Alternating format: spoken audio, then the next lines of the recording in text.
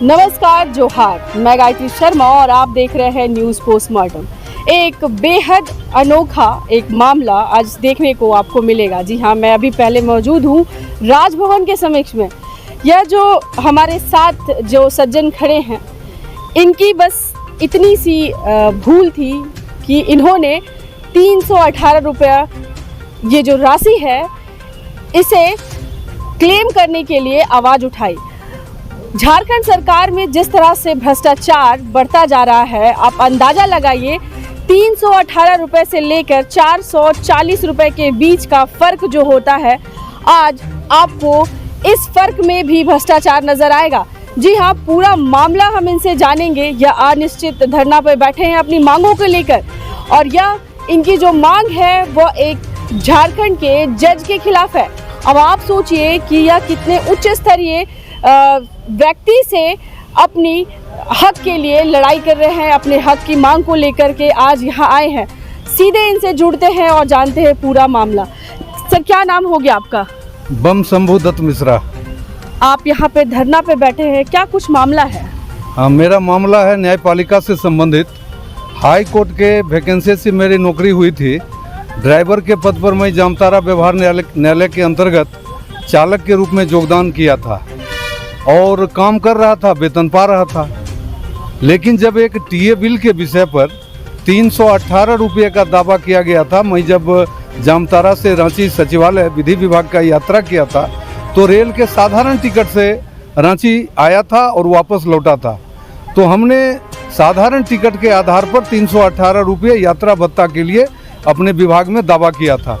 लेकिन मेरे नाम से जो जिला एवं सत्र न्यायाधीश तत्कालीन दिलीप कुमार सिन्हा थे, जो बाद में झारखंड हाई कोर्ट के न्यायाधीश भी बने और इस राज्य के मुख्य सूचना आयुक्त भी बने, वो तत्कालीन जिला एवं सत्र न्यायाधीश थे। उन्होंने किस प्रकार से 440 रुपये 40 पैसे जामताड़ा के ट्रेजरी से निकाला गया लेखा शाखा के द्वारा, और मुझे जबरन दबाव डाला गया कि आप उसे रिसीव कर लें, प्राप्त कर लें।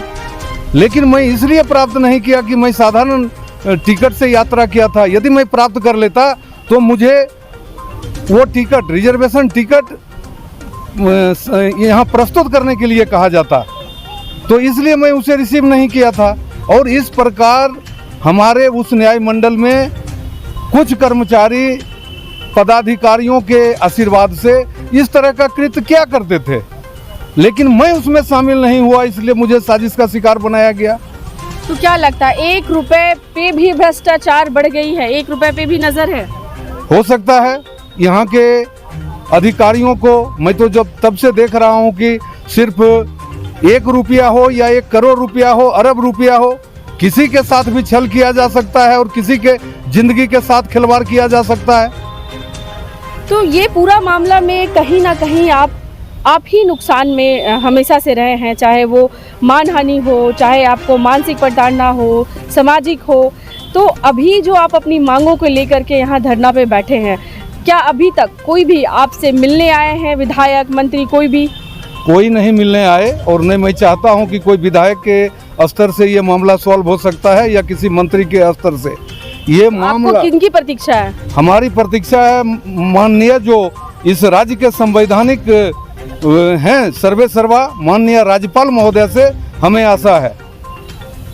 तो मिश्रा जी, आप हमको ये बताइए कि जब यहाँ ईडी का छापा पड़ रहा है, 25 करोड़ तो कहीं 20 करोड़ मिल रहे हैं, और आपका जो बात है वो मात्र 318 से लेकर 440 रुपये का है, क्या यह मामला लोगों का ध्यान आकर्षित कर सकती है? जरूर करेगी ध्यान आकर्षित, इसलिए कि व्यक्ति को जब कहीं न्याय नहीं मिलता है तो वो न्यायपालिका की ओर खाली पैर दौड़ता है कि हमें न्यायपालिका में, मतलब न्यायालय के अंदर जो है हमें न्याय मिलेगा।